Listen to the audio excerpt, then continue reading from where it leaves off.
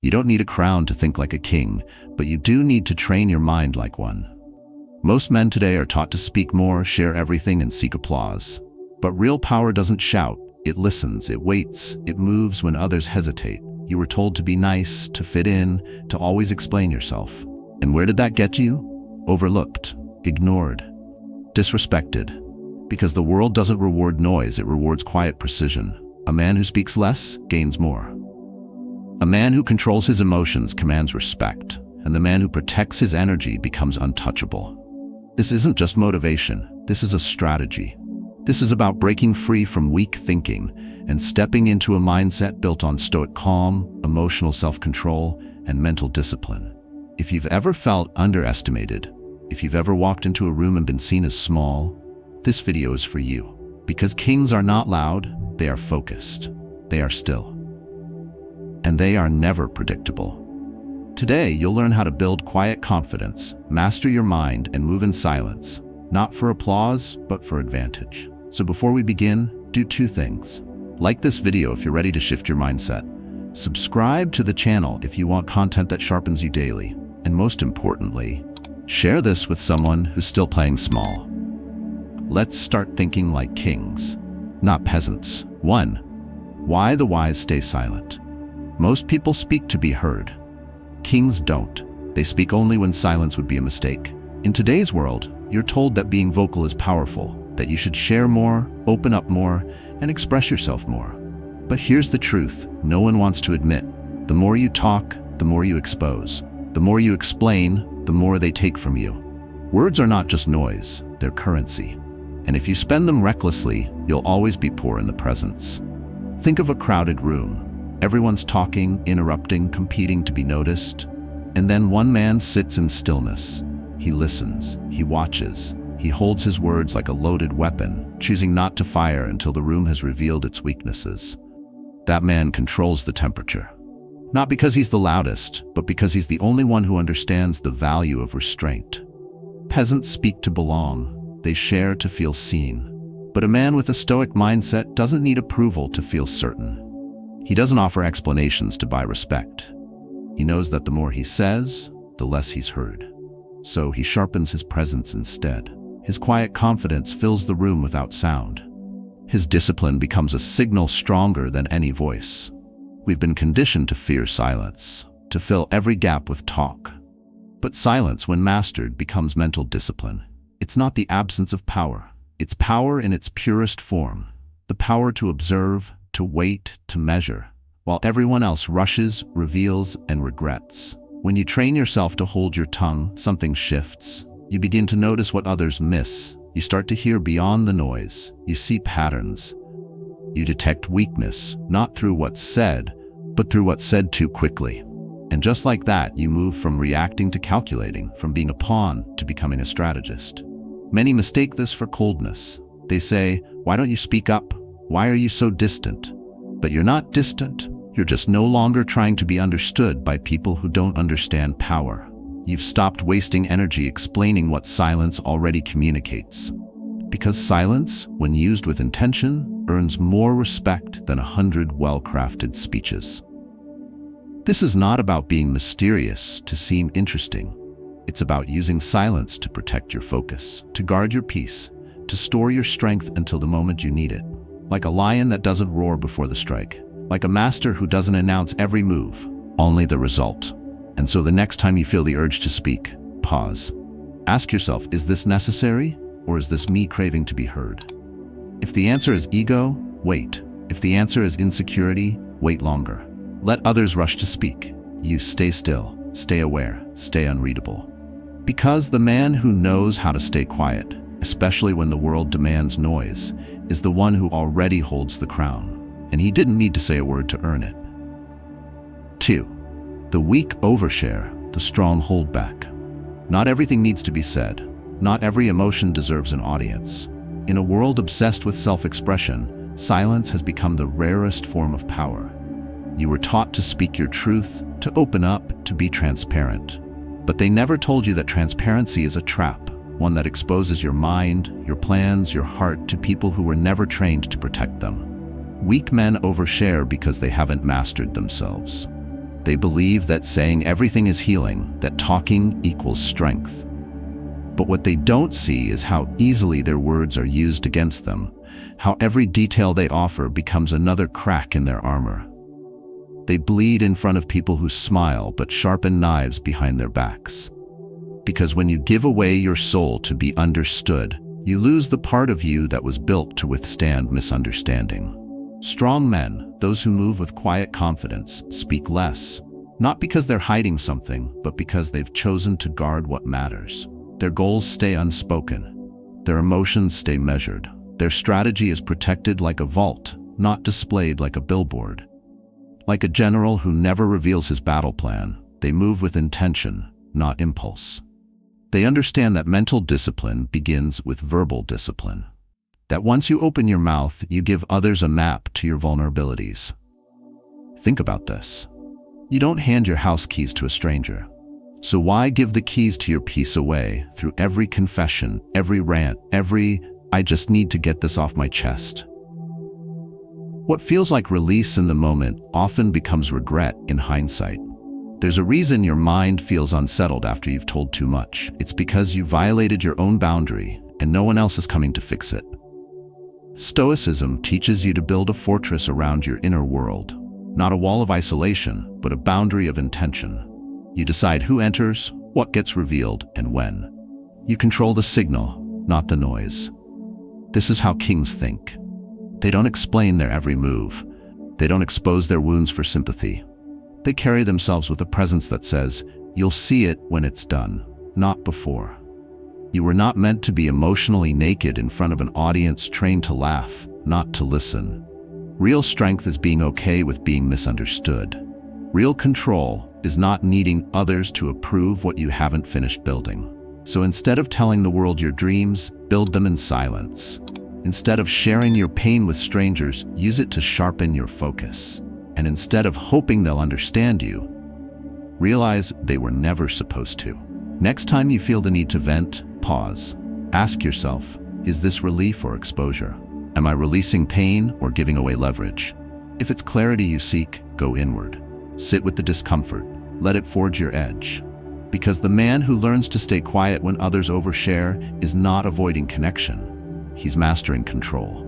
And in a world where everyone's trying to be seen, he becomes unforgettable simply by remaining unreadable. 3. Stillness is a weapon. When a man loses his temper, he loses control. Not just of the moment, but of perception, of influence, of respect. In chaotic situations, most people react. They raise their voice, lash out, and try to win the noise. But the man who remains still while others unravel becomes the most dangerous presence in the room. Because calm under pressure is not natural, it's trained. It's a form of inner dominance that separates kings from peasants. We're told that expressing emotion is a strength, that to yell is to lead, that anger proves you care. But real strength is cold, focused, intentional. It doesn't flinch at chaos, it calculates through it.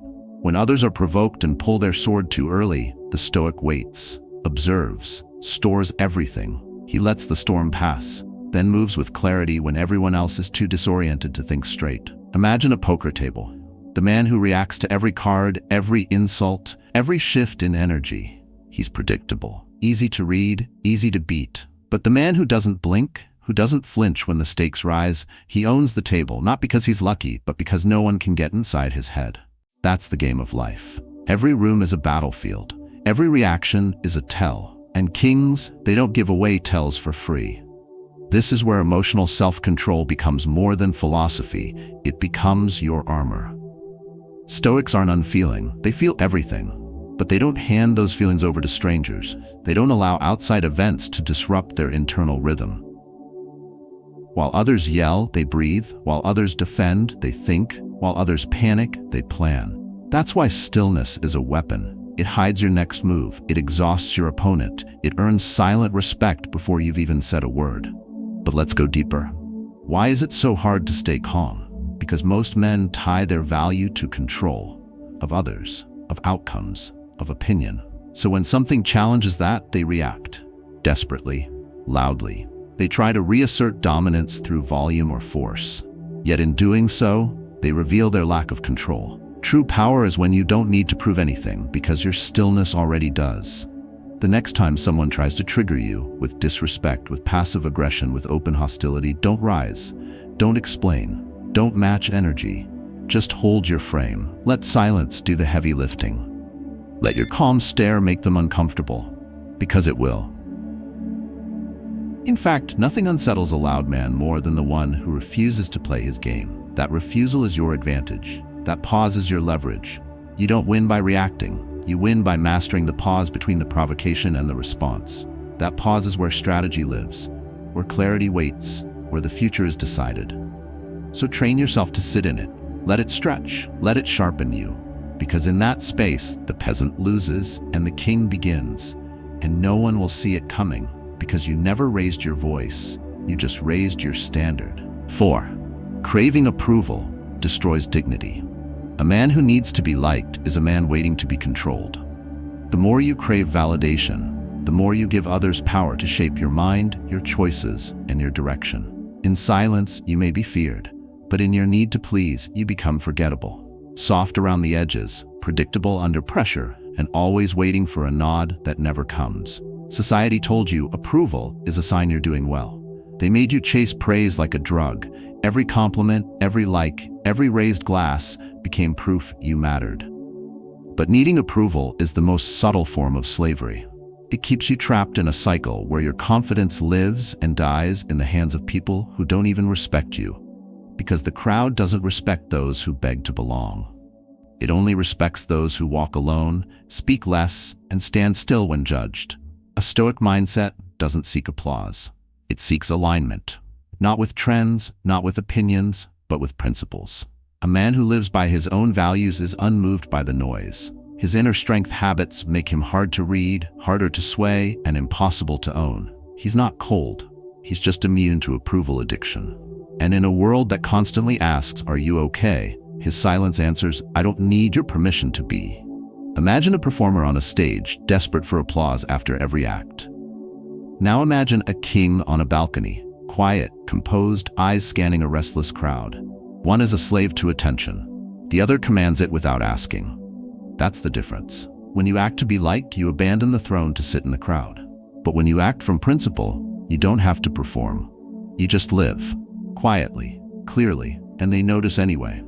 Most men lose their edge because they let opinion become oxygen. They shrink in criticism, expand in praise, and never build a core that stays consistent in either. The Stoic doesn't rise with flattery or fall with rejection. He rises only with clarity. And clarity comes when you stop adjusting your behavior to please everyone else. So the next time you catch yourself explaining, justifying, softening your truth to fit the room, stop. Ask yourself, would I still say this if no one applauded? If the answer is no, you're not speaking with strength, you're auditioning. And kings don't audition. Detach your self-worth from applause. Replace approval with alignment. Replace the audience with silence. Replace performance with presence. That's how dignity returns. Not with noise, but with restraint. Not with approval, but with conviction. Because when a man no longer needs to be liked, he becomes something far rarer, respected. And not because he demanded it, but because he no longer needed it. That's when the crowd looks up. Not because you asked them to, but because your stillness forced them to. 5. You don't have to speak every time you're right. Truth isn't always meant to be spoken. Not because it isn't valid, but because power doesn't lie in what you know. It lies in when and how you use it. A man who feels the need to correct every falsehood, challenge every insult, or prove every point isn't strong. He's predictable, he's reactive, and worst of all, he's exposed. You've been conditioned to believe that silence is weakness, that if you stay quiet, you've lost. But there's a difference between silence and surrender. The Stoic doesn't speak less because he lacks clarity. He speaks less because he holds leverage. He chooses timing over impulse, precision over ego. Because the right truth spoken too early or too loudly is just noise. But the same truth, released at the right moment, can shift the entire game. Imagine a courtroom. 2 men argue, raise voices, and clash over details. Meanwhile, one man watches, quiet, composed, not because he lacks evidence, but because he's waiting. He lets them exhaust themselves. Then, when the room quiets, he delivers one sentence that changes everything. That's the weight of delayed truth. That's the kind of voice people remember. not because it was loud, but because it came when it mattered. Most men speak from emotion. They can't stand being misunderstood, so they rush to correct, to explain, to defend. But when your self-worth depends on being seen as right, you've already given the crowd control over your clarity. The Stoic understands this. He lets the falsehood sit, he watches who believes it, he notes who laughs, and while they're distracted, he gathers leverage. Because influence isn't about volume, it's about sequence. There's a reason generals don't reveal their strategy before battle. There's a reason chess masters don't narrate their moves, and there's a reason kings don't justify themselves to peasants. When you speak too soon, you reveal your positioning. When you speak too often, you dull your authority. But when you hold your words, not out of fear but out of discipline, you become unreadable. And in that unreadability, you become powerful. Next time you find yourself needing to prove you're right, stop. Ask yourself, is this clarity or craving? Is this strategy or self-soothing? There's nothing noble in exhausting your truth for people who were never ready to receive it. A Stoic knows that silence isn't backing down, it's building pressure, because silence allows the room to expose itself. It reveals who speaks too fast, who believes too easily, and who leads with insecurity. And when the right moment arrives, you'll know. That's when you speak, once and only once, and the echo carries longer than any argument. Your tongue is a weapon. Don't draw it every time you're challenged. Don't use it just to feel heard. Use it like a scalpel, sharp, precise, and only when the cut will matter. Because a man who masters his timing doesn't just win the debate. He shapes the direction of the room without raising his voice. That's not silence. That's strategy. 6. Let them guess. Not because you're cunning, but because you're in control. You don't need to be understood. You need to be unreadable. In a world obsessed with clarity, mystery becomes power. The man who explains himself is predictable. The man who leaves space for questions, he controls the conversation even when he's not speaking. That's not deception, that's discipline. They told you to be authentic, to open up, to be fully seen. But what they didn't tell you is that full exposure is full vulnerability. When people think they figured you out, they stop respecting you. Predictability kills presence. Because once they know what you'll say, how you'll react, and what you'll tolerate, you're no longer a threat. You're just part of the background noise. A Stoic mindset understands this deeply. The Stoic doesn't withhold because he's hiding. He withholds because he's focused.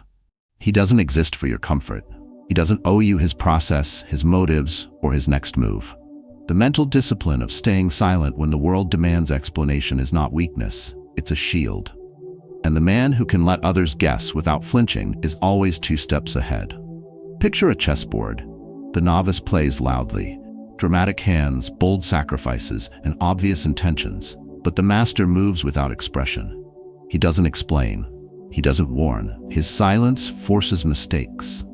That's how you lead. Not by being understood, but by being unreadable. Not by announcing your strength, but by concealing its limits. This isn't about manipulation. This is about control.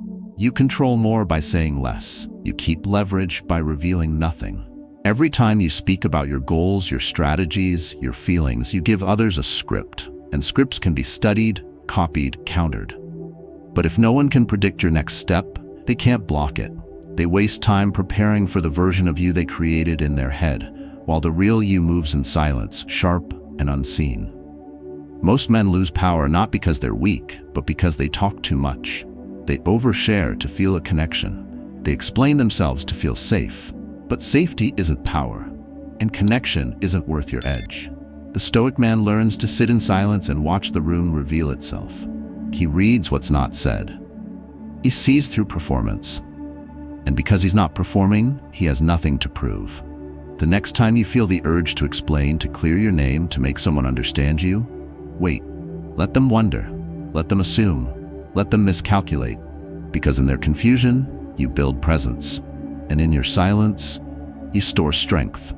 Speak when it shifts the direction of the room, not when it soothes your insecurity. Hold your strategy like a sealed letter, delivered only when it can't be stopped. And walk like every step is calculated, even if no one knows the plan. Because when they can't read you, they can't control you. And that's when power begins. Not in being seen, but in being untouchable. 7. Why people stop valuing your words. The man who speaks too often becomes background noise. The man who speaks with precision becomes a signal. In a world flooded with opinions, confessions, and empty phrases, silence isn't awkward, it's magnetic. And speech, when rare, becomes unforgettable. They taught you to always express yourself, to speak up, to say your truth, but they never taught you the cost. Every word you give away too easily loses weight. Every over-explained thought waters down your presence, and every reaction made in haste broadcasts your lack of control. Most men think they're heard because they speak a lot, but they're only loud. Loud doesn't mean respected. Loud doesn't mean remembered. A Stoic doesn't speak to be heard. He speaks when it matters. He's trained his tongue to follow his judgment, not his mood. That's the essence of verbal precision. Knowing when silence builds power and when one sentence is sharper than 1,000. While others talk to fill the air, the Stoic talks to shape it. Imagine being in a meeting where one man dominates every moment, explaining, arguing, performing. By the end, his words blur together. But the man who listens, waits, and then says one thing, something no one can ignore, he owns the room. Not because he begged for attention, but because he delivered something too precise to dismiss. When you speak all the time, you lose the ability to surprise. And when people can't be surprised by your words, they stop listening to them. You've trained them to expect fluff. But when you pause, observe, calculate, and strike with clarity, your words echo. Because they feel earned. They carry your inner discipline. They weren't poured out, they were forged in silence. The world doesn't need more noise. It needs men who filter their words through strength. That's why Stoics are dangerous. Not because they say much, but because they know exactly what not to say. They aren't afraid of silence. They use it. They let the silence create tension, pressure, and anticipation. Then they speak, and that space, the waiting, the discipline, the restraint, makes their voice land with force. Next time you're tempted to fill the silence, ask yourself, is this useful, or am I speaking to feel seen? If it's the latter, stop. Let the silence speak for you. Let your posture, your eyes, and your presence do the talking. And when you do speak, speak like every word is currency, limited, valuable, and never wasted. Your words should be tools, not background music. Cut through, don't decorate.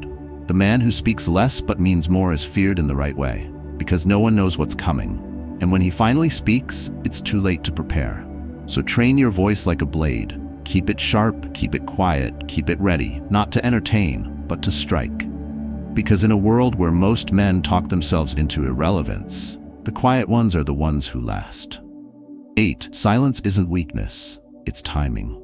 Most people think power is speed. Act fast, speak first, strike hard. But kings don't win because they rush, they win because they wait. Not with hesitation, but with calculation. The man who pauses doesn't pause out of fear. He pauses because he knows that timing isn't decoration, it's everything. We've been told that delay is weakness, that silence is indecision, that hesitation means you're not ready. But that's a lie sold to you by those who fear the quiet man. Because the one who waits, who watches, who prepares, he sees what others miss. And when he moves, the game is already over. A man ruled by impulse is easy to predict. He reacts, he flinches, he overcorrects. His moves are loud, immediate, and often useless. But a man with a Stoic mindset does none of that. He doesn't react. He observes, he absorbs, he reads the room. And then, only when the moment is perfect, he strikes. Not twice. Not loud. Just once. And everything changes. Picture a lion in tall grass, still, silent, watching a herd of gazelles rush back and forth. The lion doesn't join the chaos. He studies it. He waits for a crack, for one misstep. And when he moves, it's already too late. That's how kings operate. While the crowd performs, the king positions himself. While others react, the king calculates. While noise fills the air, the king sharpens the blade in silence. Most men act to ease discomfort. They make rash decisions because they can't bear the unknown. They speak to fill the space. But discomfort is the forge, and kings sit in it until it bends to their will. Mental discipline means you don't need to move to feel in control. You let the tension build. You let others reveal themselves. And then, you choose the time, the angle, and the outcome. This kind of patience isn't passive. It's surgical. You are not waiting for life to favor you. You are watching until your presence becomes unavoidable. There's a difference. A man who can wait is a man who doesn't need permission. He moves when it's unblockable, not when it's convenient. Next time you feel the itch to act, stop. Ask yourself, is this the best moment or just the loudest? If it's just noise, stay still. Let others burn energy reacting. Let them make mistakes. Let them empty their playbook. You're still holding your ace. You're still watching. You're still dangerous. Because when the time comes, and it will, your stillness will explode into force. Not chaos, not drama, just precision. And the same people who dismissed you for being quiet will realize you were never quiet. You were focused. And now it's too late. The man who understands timing owns power. He doesn't fight every battle. He ends the ones that matter. That's not a retreat. That's dominance in slow motion. So build your patience like a weapon. Let it sharpen in silence. Let it stretch. Because when you move, it won't be loud. It'll be final. And no one will be ready for it. You were never powerless. You were just unfocused, reactive, too eager to be seen and too quick to be heard. But silence is a blade. Strategy is a mindset. And thinking like a king is a discipline you forge, not a gift you're given. Throughout this journey, you've seen the difference. Peasants seek applause, kings move in silence. The weak overshare to feel accepted. The strong hold back to protect their energy. Loud men react and lose control. Quiet men observe and take control. Real strength doesn't shout, it waits, it watches, it wins, with precision, with purpose, and without permission. So train your mind to be calm. Train your words to be few. Sharpen your focus until nothing external shakes you. And most of all, remember this. You don't need to prove yourself to the world. Let your stoic presence, your inner strength, and your quiet confidence do the speaking. Let the crowd wonder what you're thinking. Let them guess your next move. Because that mystery, that discipline, that restraint is where your power begins. From now on, practice this daily. Speak less. Observe more. Act only when timing favors you. Build your mental discipline like a fortress and carry yourself like a man who no longer needs validation to move forward. And if this message stirred something in you, a shift, a challenge, a new clarity, I invite you to share your story in the comments below. How have you trained your silence? When did you choose restraint over reaction? What's one moment when stillness gave you the upper hand? This isn't just a video, it's a mindset, one that separates the ordinary from the unshakable. And you have what it takes, not because you said it, but because you didn't have to.